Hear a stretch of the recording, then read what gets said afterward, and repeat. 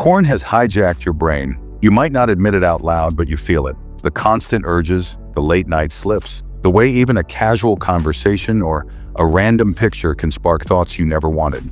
That's not really you. That's a rewired brain begging for dopamine. The harsh reality? Corn conditions your mind to chase endless stimulation while destroying your focus, draining your energy, and even robbing your confidence around real people. You think you're in control, but truth is, it's controlling you. But here's the good news. If your brain can be wired into this, it can be rewired out of it. Here's how. Step 1. Fix your inputs. Cut off the content that fuels lust, block it, unfollow it, delete it.